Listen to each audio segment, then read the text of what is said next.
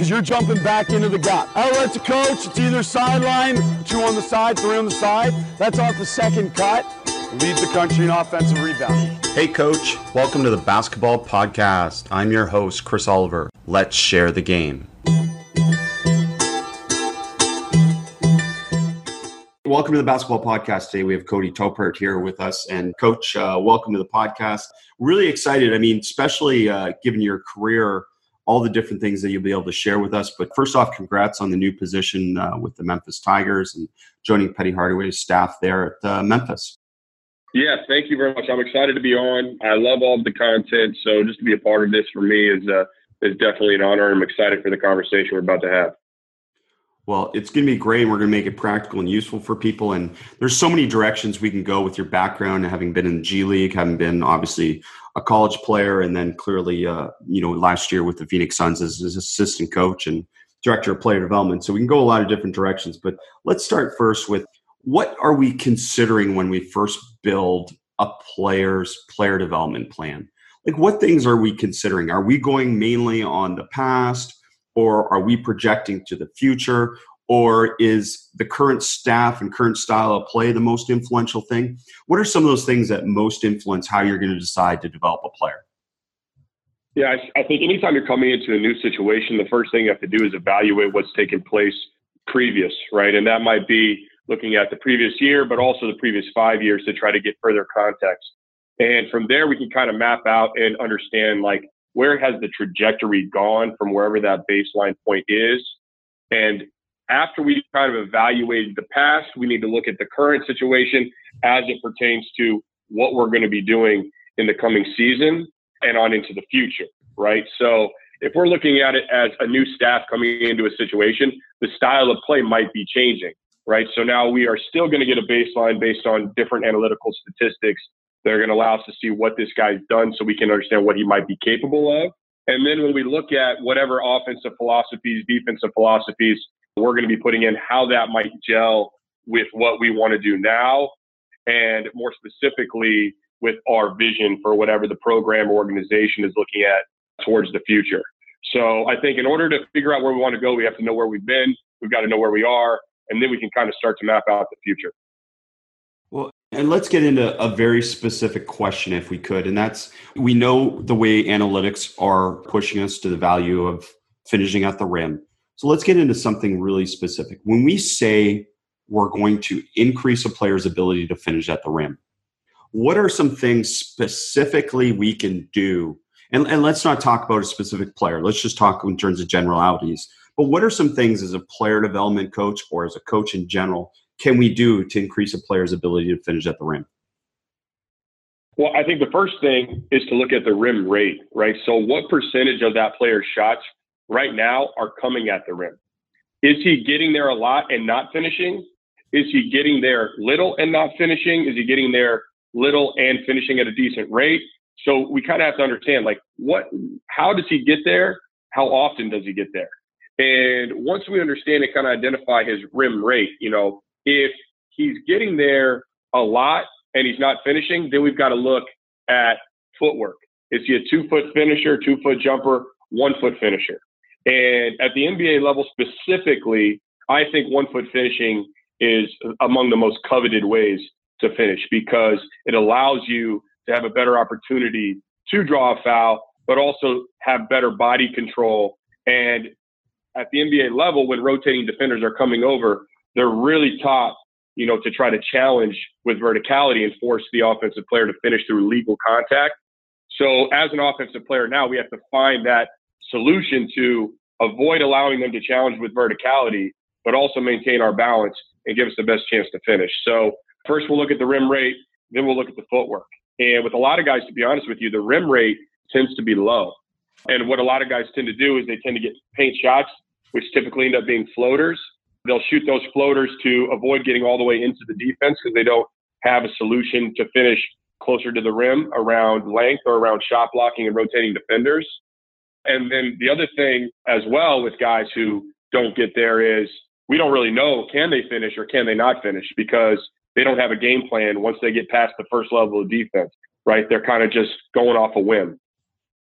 So when we say they don't get there. Is that generally come back to philosophy? Like that hasn't been emphasized, or that hasn't been encouraged, or obviously the other part of that is they don't have the skill.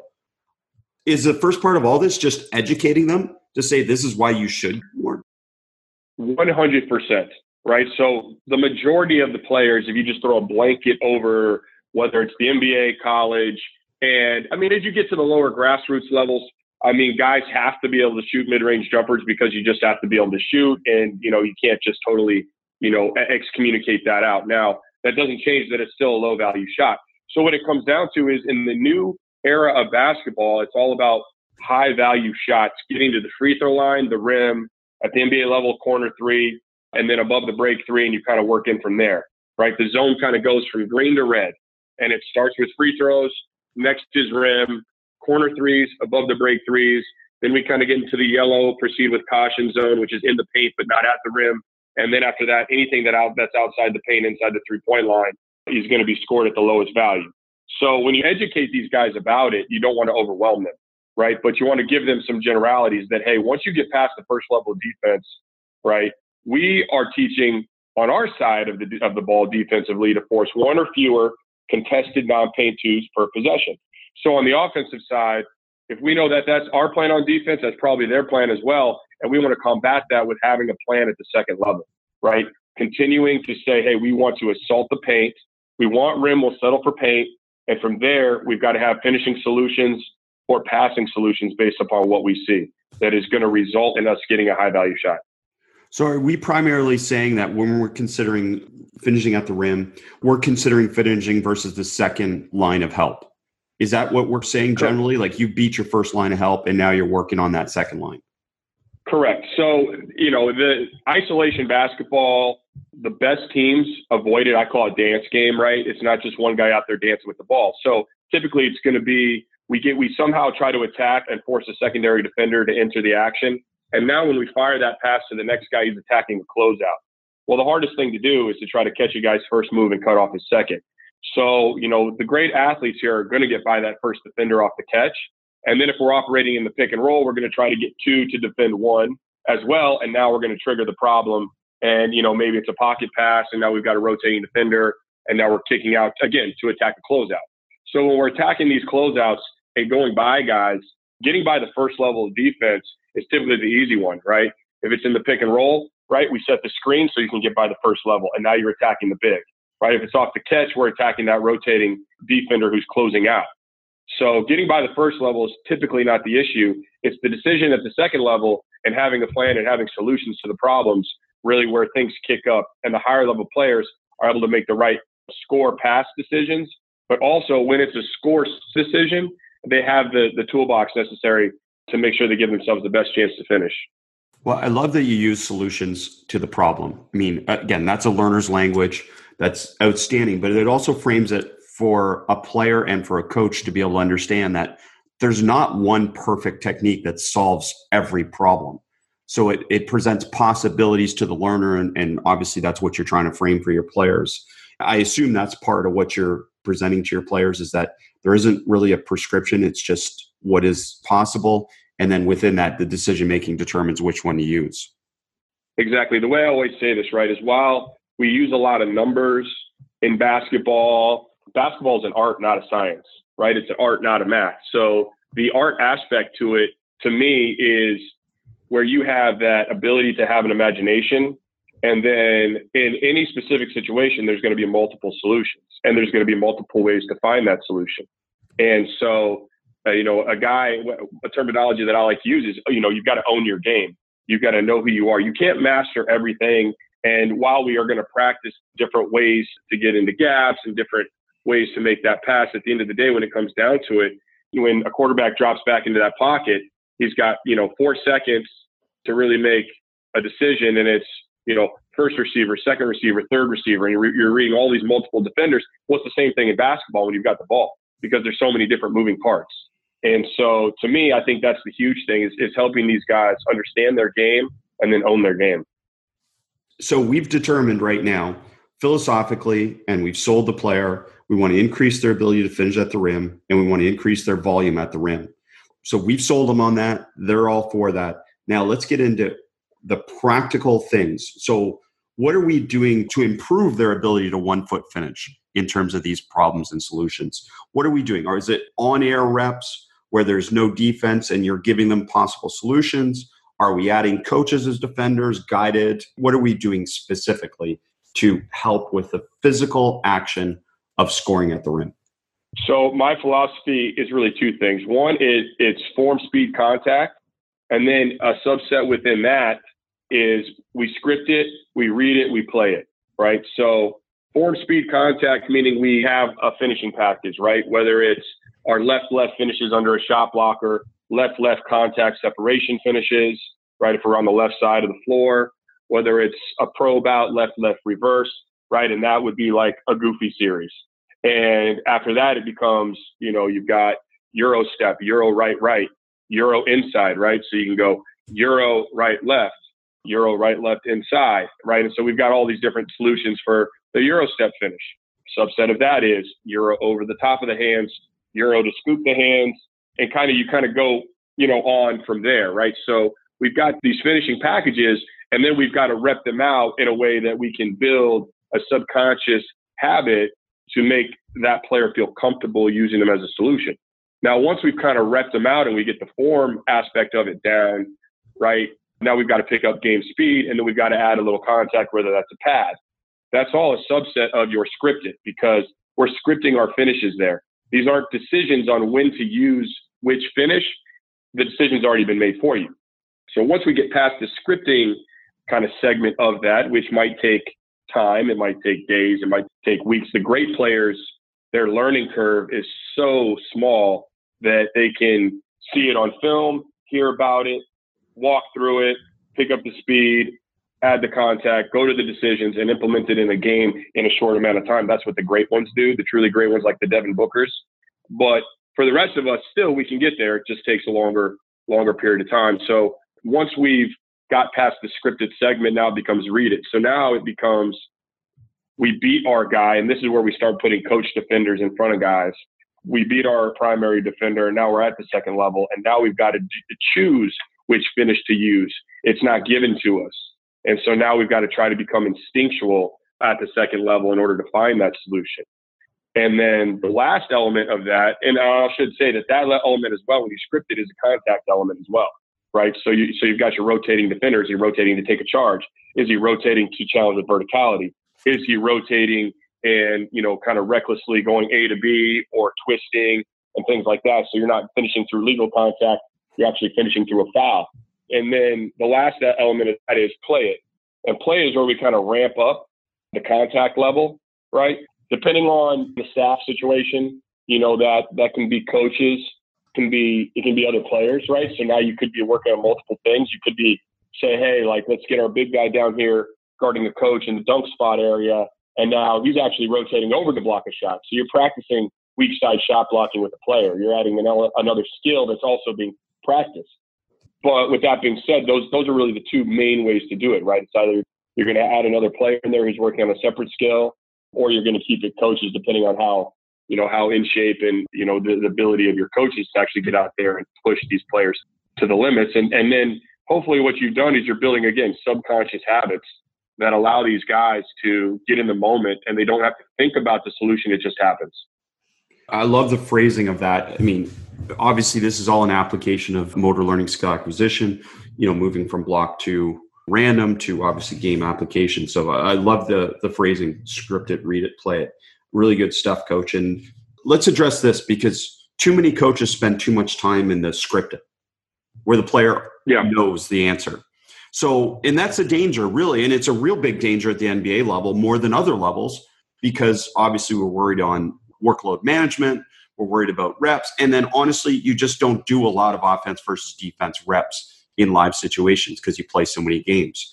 So maybe let's not consider that as much. But for coaches that have this opportunity to go offense versus defense a little bit more, and now you do back in college, would you see yourself doing more one-on-one, more two-on-two, more, as we said, moving beyond the scripted to read it and play it because you now are afforded that opportunity? Or would your philosophy stay similar in terms of the ratio? Yeah, so my philosophies in terms of ratio would definitely be tweaked. But when we really look at where I think a majority of the game is, it's a three-man game, right? Two guys are typically spacing. It's a 2- and 3-man game.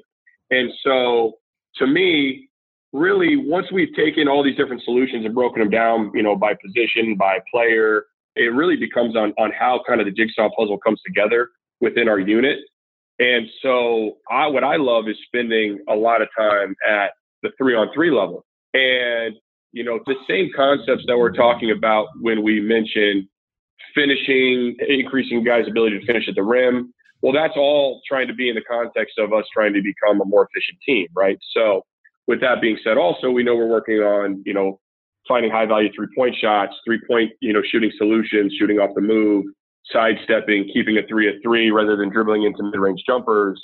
And, with our big man, we're working on dynamic rolls, when to roll, how to roll, right? The defense goes under, what's our counter? How do we get out of our screens? Are we forward pivoting? Are we reverse pivoting, et cetera, et cetera? But what I really love is this concept of what I call simulations.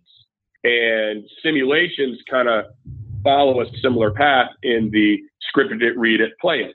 And I love them when they're coach defended and then up to player defended. And that is where you'll take a team action, whatever your action is, right? And you'll play it out in the same concept, a 3-on-0 concept, or add light contact where we know what the read is, right?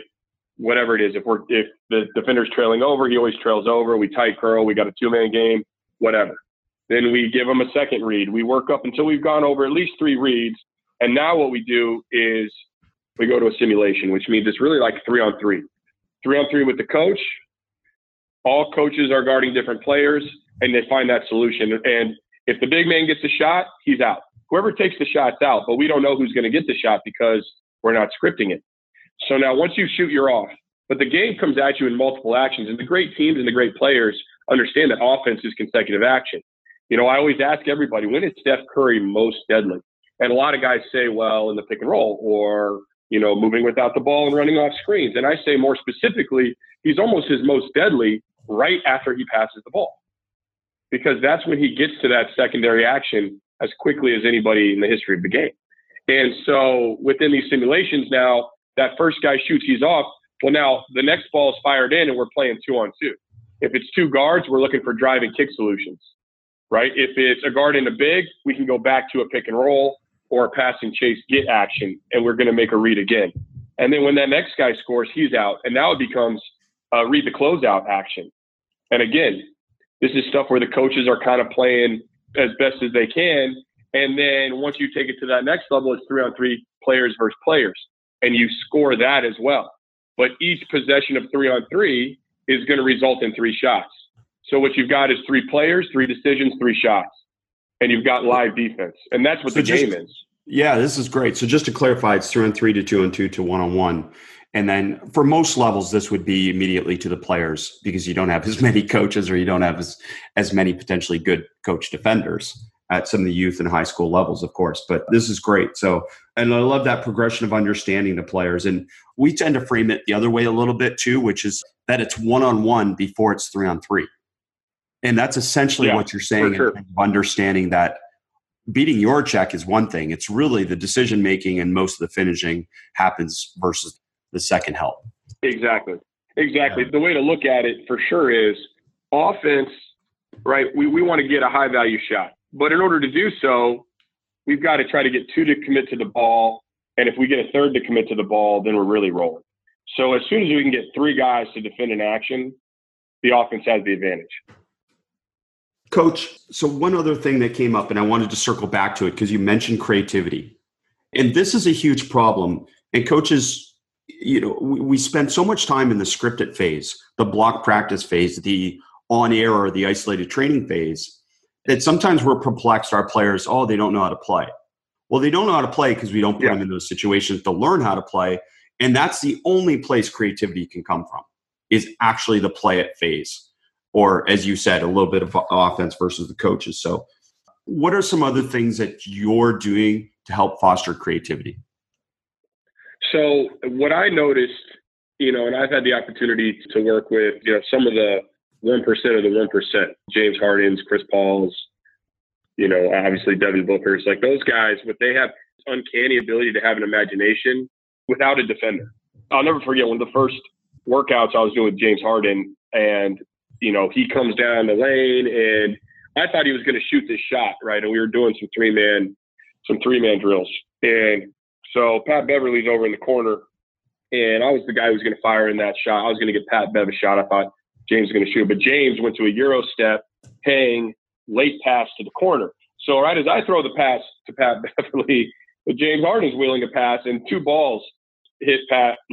And, I thought he was going to kill me, right? And that was totally on me. And I was like, wow, okay, hold on a sec. Like, you really got to be on your game here, because James has an imagination in drills without defense. He's literally envisioning the defenders doing different things, and he's changing his rhythm. He's changing his cadence, and he's having an imagination without defense. And I thought that was just kind of unbelievable. And then the more, the more guys that I worked with, I saw and kind of realized that, like, that's really what the great ones do. And so to me, the ability to do that is something that we have to help these guys find, because, if you have a workout going on and like you said, not everybody's got, and even at the NBA level, you don't always have just like obscene amounts of staff members just to be around there, just to throw bodies in front of guys. And so with that being said, it just has to become part of your DNA. You're going to have to continue to emphasize it, but there's no such thing as a layup the higher levels you get to. I mean, if you get a breakaway, okay. But other than that, there's no such thing as a layup. You can't have fear and you can't have insecurity. So there can't be fear of a missed shot within a workout, or insecurity of how other players would view a missed shot within a workout. That's the biggest barrier to guys working on their weekend, whether it's weekend passing, whether it's weekend finishing.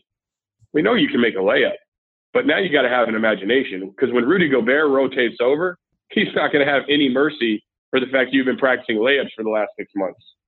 And, so to me, I try to emphasize that have an imagination in everything we do. And it's not about whether you make the layup just for the sake of us, if we're counting a drill and we've got to get 10 makes. No, because that doesn't help us when we get into the game. And to me, like, that's a big thing. But, we by adding all these decisions and not telling them what to do, we allow for them to find the solution organically, which is really the last and final chapter before playing. And the other part of that is feedback, which, again, we can jump into real quickly here. Is the other part of this whole learning process that you've outlined is feedback. And sometimes it's, again, feedback player to self, it's coach to player, and then sometimes video feedback as well. So maybe you can discuss that a little bit, as this process of giving feedback, because, like, I would frame it this way: if a player chose a solution that I didn't agree with, or I thought there was a better solution, maybe is the better way of saying it, then I would just ask them a question, say, hey, listen, what was another possible solution? And often they would have the answer just by simply asking the question, which, again, is this way of heightening mental effort. But can you talk a little bit about the feedback process in this whole loop? Absolutely. Because, there's two things, right? A made shot is not an indicator of good offense, right? A made shot is not an indicator of the right solution. 100%. And a pass is not necessarily, to a made shot is not necessarily an indicator of the right solution. And of course, there's always multiple solutions to a given problem. So to me, the feedback process has to incorporate an understanding of there's really, there's no wrong answer, right? But it's anytime we get into these tight windows, it's going to be about a sliver of a difference, whether it's an added dribble, a dribble subtracted, whether it's an extra second before a pass. Those make all the difference. And the whole answer could change 3 steps earlier, 1 dribble earlier, 1/2 second earlier, depending on what situation we're looking at. And so to me, the feedback has to have an understanding that, again, this is an art form, right? Devin Booker's Picasso. He's painting his painting. And if I painted the same picture, mine might look way different than his, and James Harden's might look way different from his. And so to me, like you said, if you ask a guy, hey, what was another solution there? They'll see it. Now, the video component to me becomes so incredibly important, because when we review clips from a previous game with a guy like Devin Booker, oftentimes what's funny is he might finish a shot, and before I've even done showing the clip, he's pointing to that guy. I had him. I could have hit him right there. And so he's kind of already making that connection before I even have to introduce that there was a different solution to the situation. Now, and that's the 1% of the 1%. Now, as you scale back there, right, it becomes a pause in the moment. Video is so incredibly important. And it's like, okay, what are my options right now? And he might not be in the middle of making his decision at that point. This might be 2 dribbles before he makes his ultimate decision within the game. What are my options? Oh, yeah, I had him right there. Okay, cool. Boom. Another dribble. Now what are my options? Well, now that guy's guarded, but I have him over there. Cool. Another dribble. Okay, this is my only possible solution at this particular time. Got it. Okay, now when we build out our session plans, we've got to take into account that early decision right before the first hash, the decision between the first and second hash, the decision after the second hash, if we're operating in that slot high quad area, which I call the runway. And from there, you know, now these guys are they're seeing it, they're smelling it, they're tasting it, and they're executing it.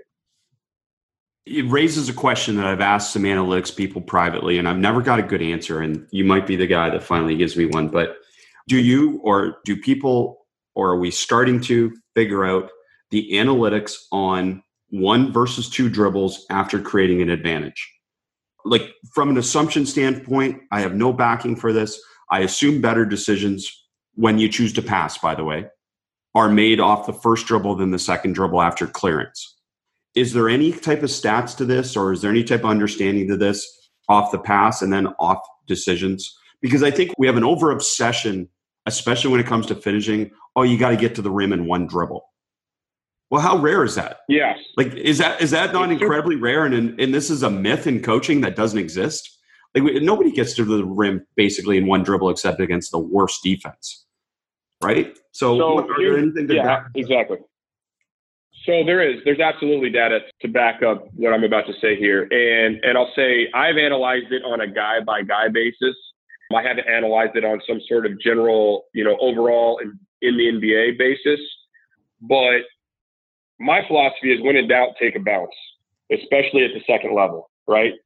Great players operate with 3 speeds, right? You usually explode to get by a guy. So you go fast to get by the first level. But in between the first and second levels, where that decision has to be made, right, you don't just take up space recklessly to try and preserve bounces. That's not an indicator of good offense or ultimately a good decision. Because what you need is guys to rotate over, but you also have to open passing windows. Because you have to open a passing window before the defender actually gets tight to you, right? And then if he comes at you aggressively, now you can explode by him quickly and open a passing window after that second line of defense as well. The information that I have too, and I should say this, okay, we have information on what's called quantified shooter impact, right? And that includes expected field goal percentage, all right? And what expected field goal percentage is thanks to all this data we're collecting now, anytime we get into a certain situation, you could really name the scenario, and a pass is made to a player who shoots a shot. We know what the average player at his position would be expected to shoot under those same circumstances based upon how close the defender is, the speed with which the guy shooting is moving, the speed with which the defender is approaching or closing out onto the player who's about to catch the ball. And we can use all of this information to say, you know, all these, you know, thousands upon thousands of different shots that have been taken under these specific requirements that we're putting into the software. We can say this is what the average player would be expected to shoot under these circumstances. And now what you can do is you can look at, is our guy, as he's throwing his passes, creating high-value shots? And a high-value shot, as I just previously mentioned, making the shot is not an indicator of good offense. It's not an indicator that we shot a high-value shot either. So did we create an open shot that would be expected to be shot at, you know, a 50% plus expected effective field goal percentage? And the difference between what a guy actually shoots and what is expected is what you call quantified shooter impact, because our shooter in the corner might shoot below expected or above expected, but the quality of the shot we created has already been standardized. So and I hope I'm not, you know, I might be confusing everybody out there, but back to your question, right? Yeah. What I tell my guys is, when in doubt, take a bounce, because it allows you to stay on balance. We don't want to be recklessly out of control, especially at the second level. In the pick and roll, we get by the first guy. Devin Booker is one of the best in the NBA at slowing down at the second level. You've got the advantage on the first guy, and when Devin Booker takes 3+ dribbles in the pick and roll, that was when we created his highest value shots in terms of expected field goal percentage based upon passing. Well, no, Coach, it's great. I mean, you added language, you added phrasing, obviously added credibility to the conversation, but then simplicity in the sense, when in doubt, take a bounce, which I couldn't agree with more.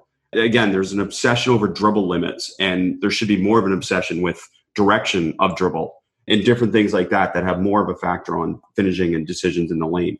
But the other thing that you referred to there, which is another thing that I'll get you to comment on, is this concept of game speed. When coaches use that term, and I've said this before, that really what they mean is they want people to play harder, right? But really game speed is not fast.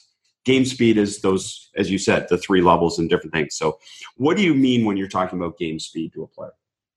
Yeah. So to me, you've got game speed really in 3 different scenarios, right? So there's game speed as a shooter off the catch, off the standstill.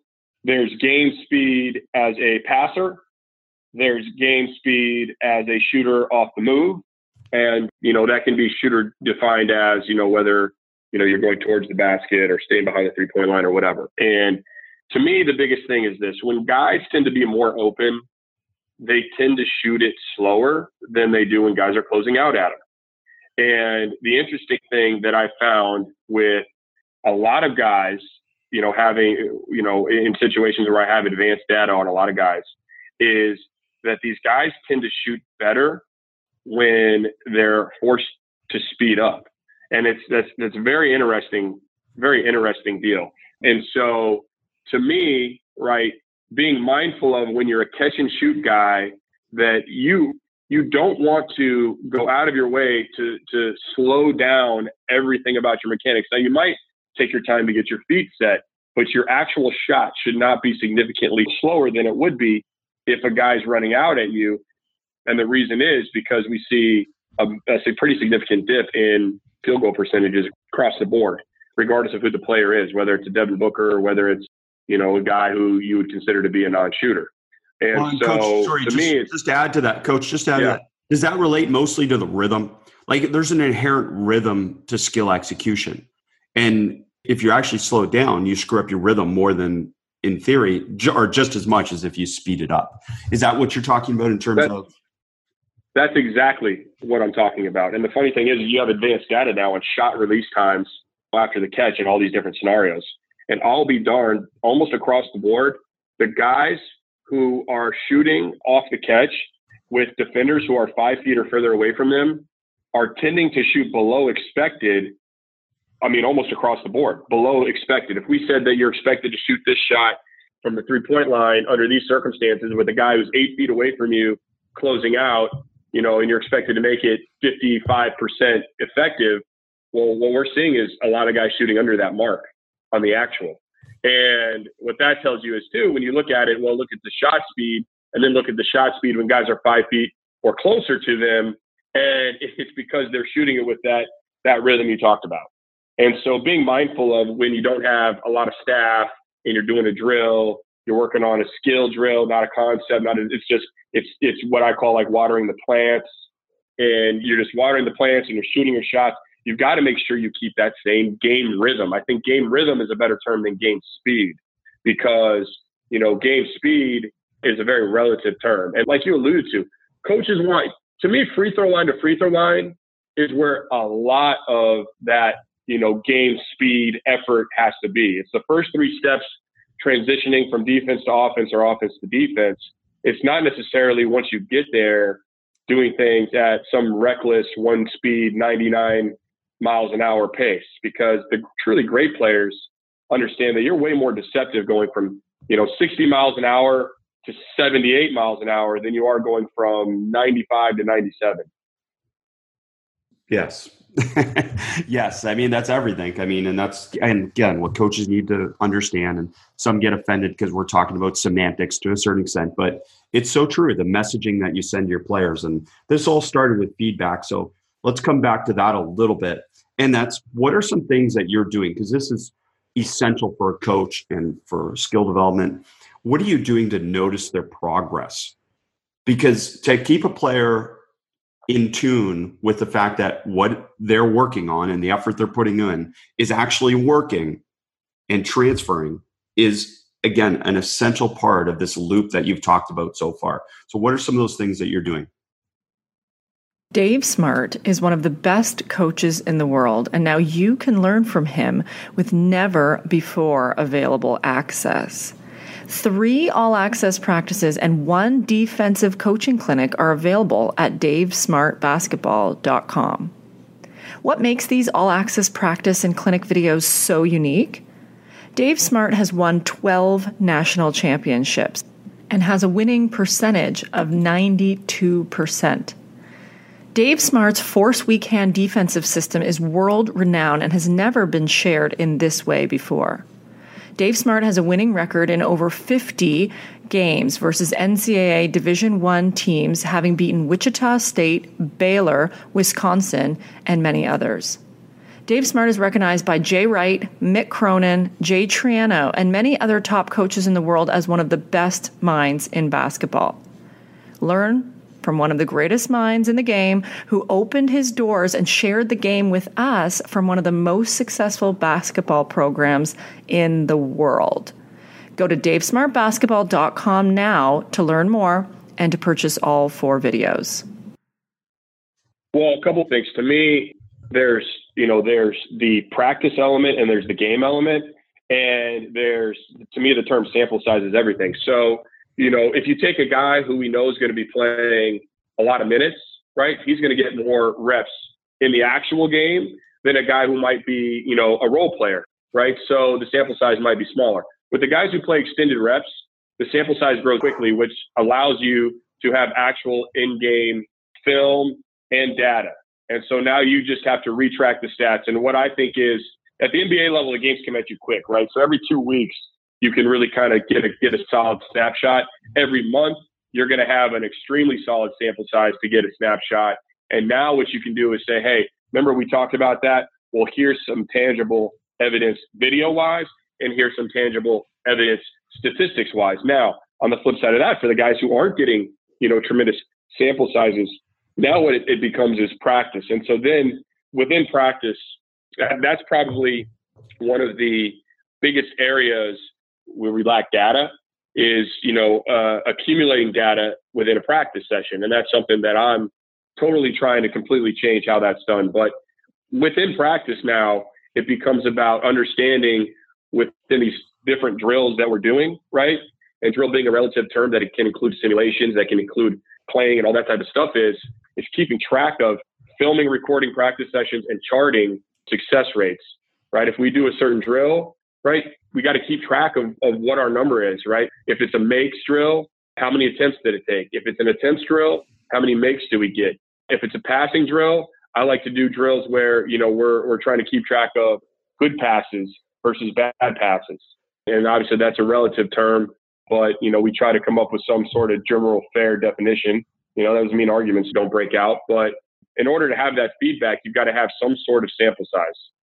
Well, it's great stuff because, again, I relate it back to a player. And I think, again, we have all these assumptions about why players don't practice hard. I would say the number one reason a player doesn't practice hard is because they don't feel there's value or it's useful what you've got them working on, and they don't feel it's purposeful in helping them improve. And if there's a way to track that and help them understand, yeah. I just think we make these assumptions as coaches that it's, these are, they're just not into it today or they got problems. You know what? They want to just feel like they're getting better and know they're getting better. And for sure. If you can figure that out for practice coach, I think that's incredibly valuable to be able to connect that back to them. So what we did last year was I got with Devin Smith, who was on our staff in Phoenix, and he was a EuroLeague champion. A guy named Andy Graham from a company called Lucio Sports. And what we did was we developed a player development app that allows you as a coach to easily track workouts, skills worked on through presets, take notes, and record results. And what that allows you to do then is, one, you can make sure, hey, how many finishing segments have we done with this particular guy? How many, and you can keep track of the intensity level, right? So it comes back to things like you talked about, load management. And you can keep track, though, of, hey, are we working on enough passing with this particular guy? He's turning the ball over a lot. And then, you can record results from different drills and, have these formatted into player development reports that can then be auto-generated and can give your guy instant feedback that you can share with the player on a bi-weekly, monthly, bi-monthly frequency. And I think that what I found is, it's extremely interesting, and it also helps from the standpoint of actually knowing what we're doing. And what I like to do then is, there's different companies tech-wise who can track makes and misses in workouts and practices. And I think they're all right now trying to figure out who's best. And they're all, that remains to be seen. But whatever data you can pick up make miss-wise now, that also includes shot chart location. Now you compare that with the game shot charts. And now you're really moving in terms of, if a guy takes 15% of his shots from the left high quad slot area, but in practice we're only shooting, 7% of his shots there, and he's not making them at an extremely high rate in the games. Well, we need to up the volume the frequency that we're shooting those shots in our practice sessions, or vice versa. If a guy is shooting really well from a certain area, but really poorly from another area, right? Where do we need to dial in and how can we practice? And then even further, we can compare player by player. If we've got one player who's getting a lot of sessions in and he's doing a lot of work and he's seeing, why has this player done this many more player development sessions than this player?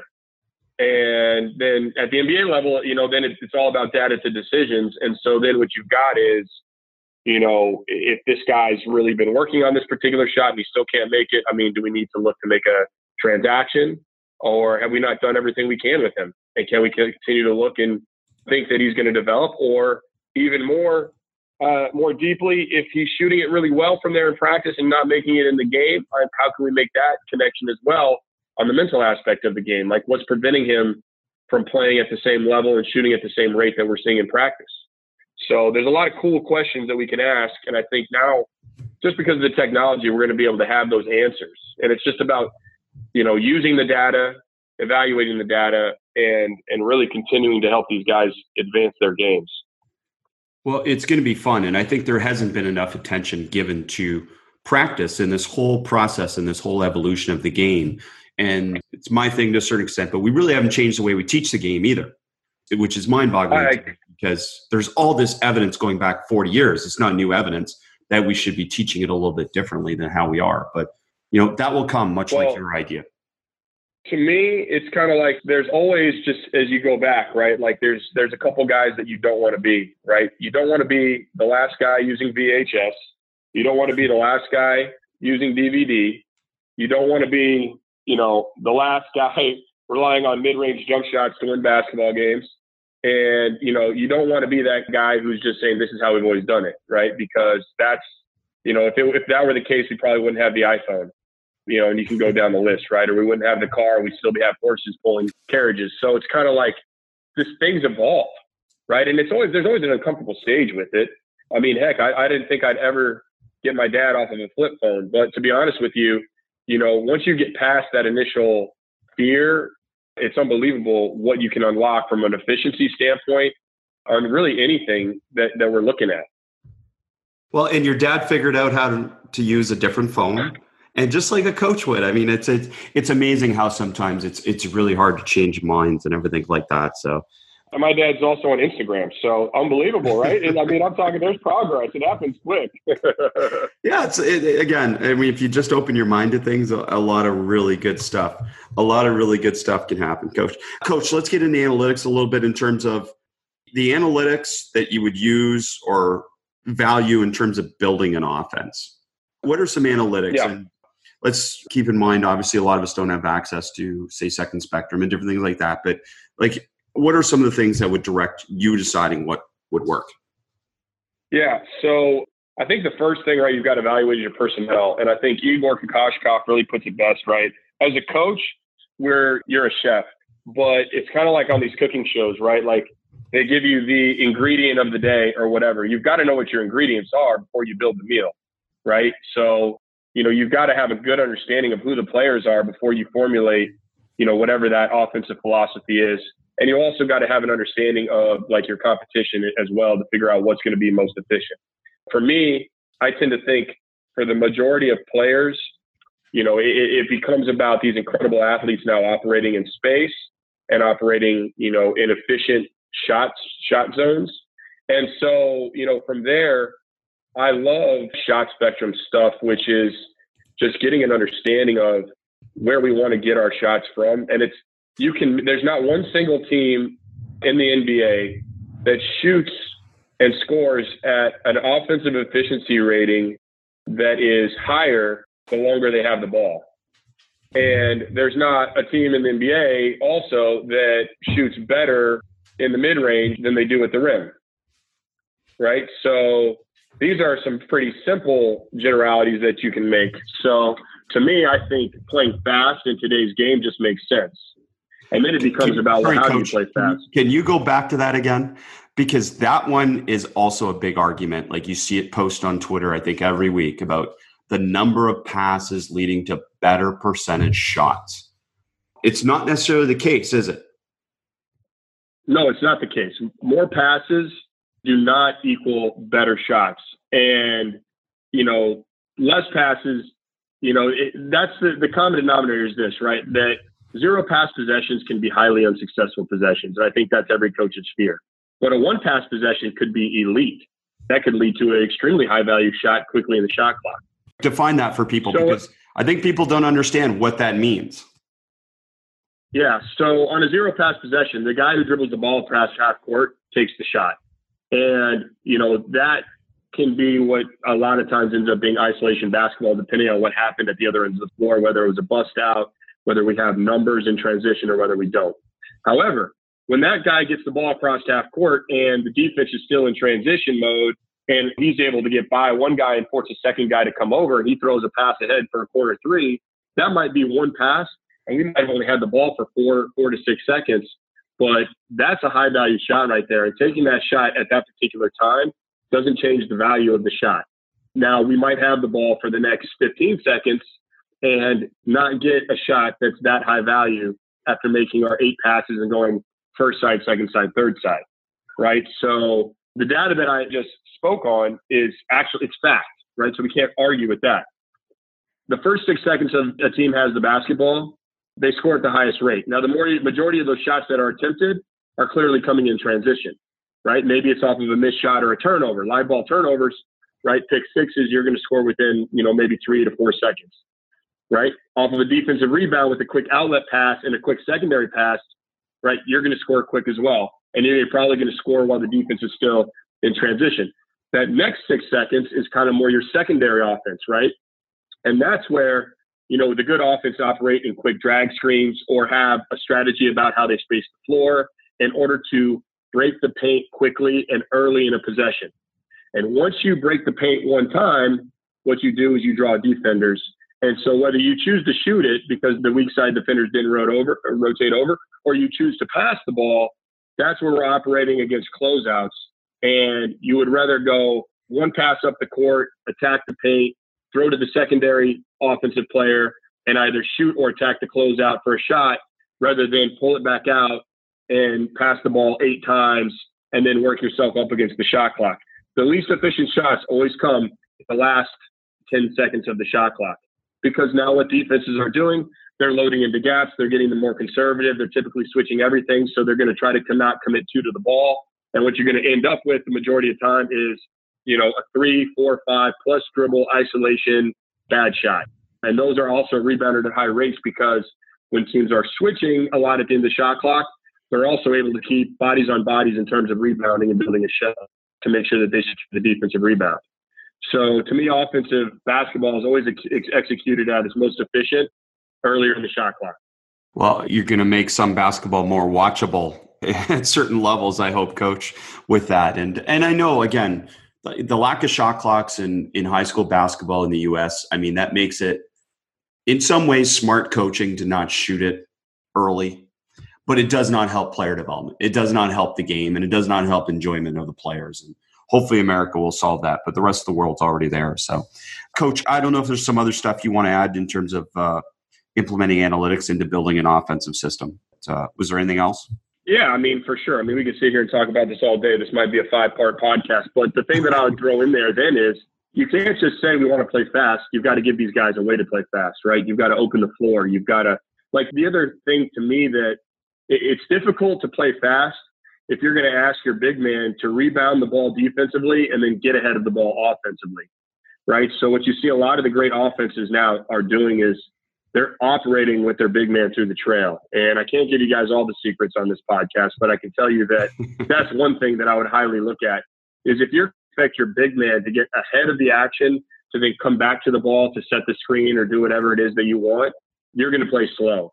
And so you can't just say we want to play fast. You got to have a plan on how to play fast. And then you've got to teach these guys to play conceptually and instinctually without having to call an actual play every single time down the floor. There's a time to dial things up. There's a time to come out of timeouts and really dial it up, you know, and depending on where the momentum of the game is, what's happened the last 3 possessions on offense and defense, right? You've got to be mindful of all those things, but you've got to teach these guys to make reads, make reads and make a play. Don't play the play. Well, Coach, let's talk about rim run there because you brought that up sort of. Now, at some levels, it may still be valid because it's just poor defense and teams can outrun someone. But by and large, the rim run doesn't exist as much anymore in the game, right? Correct. I mean, the big thing is this, right? Again, it's everything operates off of, a situation. And anytime your big guy can get ahead of whoever's guarding him, that's a completely different scenario than if the team misses a shot and we've got our big man standing directly under the basket. It's not realistic for him to beat the faster players down the floor, come back to do whatever action that you want. And typically, big guys are always, they're kind of running in herds or packs, right? So they tend to buddy run. But on the flip side of that is too, with some teams at the NBA level specifically, right, they're not crashing the offensive glass as much. So the 5-man is typically always ahead of the ball anyways, because he starts getting back as well. So you've got to look at all of these different factors. But by and large, the opportunity to get ahead of the ball, ahead of everything, and have an open opportunity for a rim run to actually do what it did back in the day, which was put pressure on the weak side defense to suck guys in, to allow opportunities to attack. It's changing. It's changing, and it's really not relative near as much. It's got to be a situational thing, but it's almost dead. But we're still creating that gravity from people running to the 3-point line now, one of the highest valued shots. Well, that's what we're doing. We're opening space with the 3-point line, right? Those are high value shots now, and now the teams are having the threat of shooting them early in the shot clock. They've got to be defended. So what you do now is you put an on-ball defender on Gilligan's Island. So if I can get by that guy, right now it looks like I'm going to see daylight. And if I don't see daylight, it's because somebody helped off a 3-point shooter. And now what we're doing is we're kicking it out, and we're trying to break the paint off the bounce. We're trying to break the paint off the cut. We're trying to break the paint off the roll, but we're not just trying to break the paint off the post. And in fact, a lot of people argue that the post is dead. Well, and again, this comes back to something. I look at all this stuff and I say, well, what's the value of me spending time on something in practice that doesn't actually happen in the game, right? And the easy answer is, well, 3-man weave. Well, it doesn't happen. But it also comes back to things like this, which is rim run. If we spend 20 minutes every practice on rim run and we're not getting rim run, then we shouldn't be practicing it. And the thing that, for me, what you support is this idea of point guard push. Is that used to be, I think, way more popular. And now I just see so many teams walk it with the point guard. But because we're creating this gravity, because we're creating this space, what we found is that our point guard becomes much better now at being able to push it. And as you said, get these, not 0 possessions, but usually they draw help at the rim and they're kicking out. But they're getting these 1-pass kickouts in transition. Yeah. 1 pass. Yeah. 1 and 2 passes can be deadly offense, especially with the push that you're talking about. And I'll take it a step further beyond point guard push. What I look at it is, and to me, it's player push. It's player push. It's not necessarily point guard push. It might be 5-man push. It might be 4-man push. And to me, right, just with how dynamic these guys are, you look at some of the great teams, right, and as that 5-man trails in, right, the sooner you set a ball screen, the better you can operate. And like you look at, a team that comes to mind was the Clippers this year, specifically with Gallinari and before the Harris trade. Tobias Harris and Gallinari were among the best guys at pushing the ball up the court quickly, whether they got the rebound or they got an outlet. And they were breaking the paint as fast as anybody, whether that's off of a quick drag screen from the trailing five or that was just off the bounce. So the more we develop all of our players to have all-around games, then the more we can trust that it's not just the point guard. A point guard might be filling strong side corner, right? And we just need to fill spots on the floor as quickly as possible. And we have to try to break the paint as early and as quickly as possible in the shot clock. Well, and I was going to say is actually we use the term point guard for all of our players. And because this is the other part that I was going to ask you about is this early and opposite concept about getting the ball as quick as you can to the weak side. I mean, you were with the Rockets for a little bit. They're one of the best at this two-side fast break where they're just trying to fill the corner in the 45 on the weak side. And getting the defense to shift immediately is another part of this, which is more the modern break and the modern, as you said, trying to score in that first 6 seconds. Is that something you're seeing more of? It hasn't translated to what I've seen as much at the collegiate level. Collegiate level is very much still post at the rim, trail at the slot. Absolutely. I have not seen it at the collegiate level. And what what I tend to see a lot more at the collegiate level is crossing the court with the bounce, which I'm not necessarily a fan of, because I think as guys run, fill these spots in the break, what we want to do is get them to rotate over. But strong side defenders aren't helping. So as I push towards a guy and it becomes a strong side, the terminology that I can use is C side, blind side. Where the ball handler can see, that's the C side. Where he can't see, that's the backside, the blind side, right? So usually you want to help from the backside, right? You want to help from the weak side. And as the ball crosses half court, now those guys become strong side. They become one pass away. So now they become, more apt to be playing in passing lanes and plugging gaps. So to me, what you really want to do is you want to try to bring the ball up, establish that side, space on the weak side, and try to break the paint, right, on the strong side to create the rotation on the weak side. And to me, that's what you see at the NBA level, and that's what I think, it hasn't quite trickled down to the college level, and I anticipate it to do so. And it's the majority of the game is operated now in the slots, the wide slots. I mean, the terminology hold the sideline is huge, right? Your slot is no longer just lane line up because that's pulling a defender closer to the ball, right? So now your slot area is wide. It's over by the coach's hash. And you see all these NBA teams, they have 4-point lines out there, right? They want to operate off of the spacing, hold the sideline near the 4-point line, because all you want is the defender to take one step towards the ball or one step towards your offensive player who's spacing. And all you do then is you make a much more obvious decision and create a longer closeout, right? If he takes one step towards the ball, long closeout recovery means high value shot or an opportunity to attack a guy who's in a full run, right? If he decides not to help, well, now we can break the paint with the bounce. So to me, that's the other big thing that you were talking about. And like you mentioned, I mean, a lot of this stuff was revolutionized by Mike D'Antoni back in the day. And now it's all over the NBA everywhere, and in Europe as well, the spacing concepts. Right. I mean, I agree. I mean, Europe's a great place to be able to see it too. And again, in, I guess, spacing that's more relatable to, say, collegiate or high school, since it isn't quite as far spaced as the NBA in terms of that. But this spacing is going to become more common as it trickles down. But it's something that I think coaches should take a big look at, and it's great. So, well, the interesting thing there too, to me, is what everybody wants to say is the defensive 3 seconds is the determining factor on whether the spacing will work or not. I couldn't disagree more, because if the guy's just parked in the lane and sitting over there, it doesn't change that we're going to beat our guy at the first level. That's not the issue.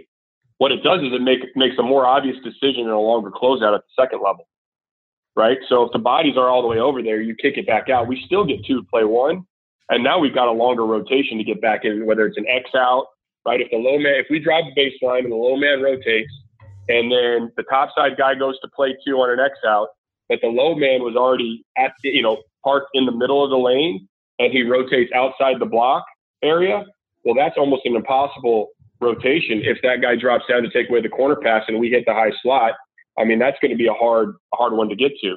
If we do get that corner pass through, that X out's going to be nearly impossible. So, the argument that the defensive 3 seconds is the reason, or that the NBA guys don't want to play defense, to me, I just don't see it. So it's interesting though. And I love talking basketball and the debates there. And, I'm on probably the progressive side of things, but it's fun nonetheless to try to find a solution to a problem. Well, it's a great point to add to it. And, as I said, I mean, you could pretty much tell an elite team based on how many times they attack the weak side, like skip passes and drive, and we call them Ginobili's, but those 1 or 2-to-1 hand hook passes to the weak side, different passes like that just again exploit, for whatever level, that's the weakness. I mean, everyone's helping off the weak side to the strong side. So it's not like this is revolutionary, but in the method we do it, it's different. So, Coach, I got to ask, handoffs versus ball screen, because we're talking about now flowing. So we didn't score in the first six seconds. Now we're flowing into something. And maybe even handoffs, if you could, Coach, break it down into dribble handoffs versus stationary handoffs. And because, again, I see more handoffs, and I personally think maybe there's more value to a handoff, but I don't know what the analytics play off right now. Yeah, so I love handoffs, and I'll take it even a step further: stationary handoffs, dribble handoffs, and the dribble pitch. Right. Dribble pitch, okay. And to me, what I like about the dribble pitch is the opportunity to pitch it and readjust the level of where you're at and establish yourself as a screener. I think it also confuses coverages. I think the big thing on any handoff, dribble pitch, or ball screen reset is our desire to commit to the ball. And the only way that two do not have to commit to the ball is if we allow a guy to go under. And guys are going to try to go under. They're going to try to go under based off of personnel. It happens at all levels. But what you tend to see at the lower levels, right, outside of the NBA and all that stuff, is you tend to see big men not having any idea what their purpose is when they do a dribble handoff, pitch, or set a screen. They don't understand what the purpose is. They think it's just to get the ball to the guy, or they think it's just to go up and kind of, be there and kind of just be a guy who gets in the way. But they don't have a plan. They have a game plan, right? And so because of that, they don't understand like that they actually have to have a game plan and they have to have a goal. And to me, it's all about trying to force the guy who's guarding the on-ball, it's the on-ball defender or the guy who's about to guard the guy you're handing it to. You want to try to reroute him over the screen. Rerouting a guy over the screen, making him go over screen the lower half are among the most important things to make sure you get an advantage, because all these guys in college who try to set a screen and roll, and it's an under coverage, you can't roll out of under coverage. There's two bodies below the level of the ball. You're rolling into bodies because you haven't created that advantage. You haven't forced two to guard one. And now you're certainly not going to force a third guy to come in and tag because it's not even necessary. So to me, that's the biggest thing, is that, you've got to spend time talking with your screeners, because your screeners and your dribble handoff guys are like the quarterbacks. They're the playmakers. And the truly great offenses, they understand that. Whether it's a great screener like Clint Capella is one of the great screeners in the NBA, right? Or whether it's Giannis Antetokounmpo, who's one of the great dribble handoff playmakers in the NBA. And you've got to really have an understanding of what the game plan is in those situations. Now, the station, and I'll go back again. So the dribble handoff, extremely deadly. Coach, we're covering ground now. Yeah. Hey, Coach, maybe before you do, okay, explain rerouting, just so we understand what you're talking about. So the quickest way from point A to point B is a straight line, right? And the guy's coming out of the corner and the handoff's coming from the top of the key area. A smart defensive player, right, again, depending on personnel, or just say we have an average shooter, right, would probably try to go under that handoff and try to meet his guy on the other side, because they want to shortcut it basically, right? So the longer route is going to be to have to trail that guy over and then try to turn, to put the accelerator on to get back in front of him and get to a square position. Because if he takes off coming out of the corner, he's going to get a one-step advantage. If he gets two-step separation, it's his ball game to, it's his read to mess up. But regardless of what it is, right, forcing the guy who's guarding the ball handler, if it's a ball screen, or the guy receiving the handoff, if it's a dribble handoff, forcing him to trail over the top changes his route. And so it makes it no longer a straight line, but a deviated path, which allows us to force two to the ball. So, and the other thing that you said is Clint Capella is one of the elite screeners. But screening is not what we traditionally consider it, because very rarely does he actually make contact with the defender on the ball, right? Like, it's really a That case is correct. of what you're saying is he's forcing that player to go somewhere where he wants him to go. Can you explain that? Yeah, the great players, all they need when they have the ball in their hands is a one-step advantage. If we hit and hold, all right, maybe we create a two-step advantage, but what we do is we slow up our ability to take a one-step advantage, commit two to the ball, but turn it into an advantage situation where it's a 2-on-1 coming downhill at the big man. And so what Clint Capella does, again, it's all about rerouting. He reroutes, he gives his ball handler a one-step advantage, and it's up to that ball handler's abilities to maintain and extend that advantage, right? So don't give it back, which is pull it out. I call that terminology record scratch, which is you set a pick and roll and you get nothing because, the guy decided to basically dribble too much and allow the defender to get back square, right? So you don't record scratch it. You take a one-step advantage, you maintain it or extend it, and after you reroute that guy over the screen, you did your job. Two to the ball, get out of the screen quick. Clint Capella is the best at it, or one of the best. No, it's great. I appreciate you going back and kind of explaining it now. Maybe let's circle back then. I think we're at the different dribble handoff, ball screen, dribble pitch. What are we adding? What should we add in our second? Yeah. So we got to have an understanding that if we actually go guy to guy, and this is what we say, we teach it, right? Dribble at the defender, for sure. Dribble at the defender. But if you're going to go hand to hand with the handoff, it's going to be much easier to pass under because the defender only has to go one man removed. And you get in danger of moving screens if you try to kind of roll down and do the handoff flood screen thing. So it's much more difficult. So you have to understand that if you're going to go hand to hand, they're going to go under the screen. So you got to have your solution. And sometimes that's what you want. Hand to hand handoff, they go under the handoff. And now what we do is we rescreen to get downhill. We forward pivot, we gain ground. We don't want double unders. Don't ever let a guy go under two screens consecutively because then we get no action. We got to get off and get on to the next action. So what we do is we rescreen, we forward pivot to create two on the ball. We get downhill, we roll out of that action. Out of the dribble pitch, it's a little bit easier to flip it, readjust the level of the screen to reroute, and then we can get out of it almost like it was just a normal ball screen. And then in a stationary handoff, we've got to understand the same thing, right? We might be handing off for a sit behind, in which case we build a wall for a shot. But if we're handing off for a drive, you got to understand that most guys are going to try to navigate under, and then we've got to forward pivot to our rescreen, get downhill, coming back the same direction that we started, and try to get two to the ball. And that development would follow the same process that you outlined for someone doing a layup. Is that correct? Exactly. So it doesn't. We script it, read it, play it. It's the exact same thing. We script it to get. With the script, it's form, speed, contact. We've got to understand the footwork. We've got to understand the game plan. We script it. We put bodies on bodies, so now we can see who we're forward pivoting into. How we're setting that screen, what our footwork is, getting out of it, how to make sure we do it legally, and then we play it and start finding the solution. Right. First option is to try and force the guy to reroute over, but it doesn't always happen like that because again, it's an art, not a science. So what's our counter, to whatever the defense is doing?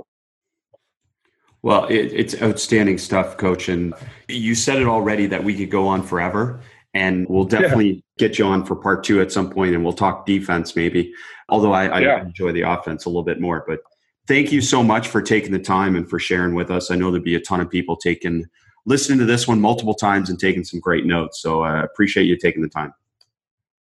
Well, I've gotten plenty of great notes off of your podcast in the past, so I can at least pay it forward. And thank you for having me on. It was definitely a pleasure. Oh, awesome.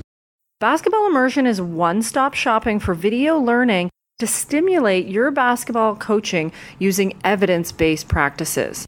Watch hundreds of videos covering BDT shooting, 0-second skills training, how we teach using small-sided games and a games approach to coaching, as well as team concepts and systems like trail trap, flow offense, two-sided fast break, and much, much more. NCAA, NBA, pro, high school, and youth coaches are amongst the thousands of coaches who are a part of our community. Go to basketballimmersion.com today to stimulate your basketball coaching. To find out more about Coach and all we spoke about today, please take a look at the show notes for today's episode. I love to share the game and have basketball coaching conversations, so connect with me on social media. You can find all my social media information and all your membership, clinic, and consulting needs at basketballimmersion.com. That concludes today's episode. I know there are so many podcasts out there. Thank you for taking the time to listen to the Basketball Podcast with me, your host, Chris Oliver. Please subscribe and share the podcast with your friends and colleagues so that we can keep bringing you the best of what's out there and share the game.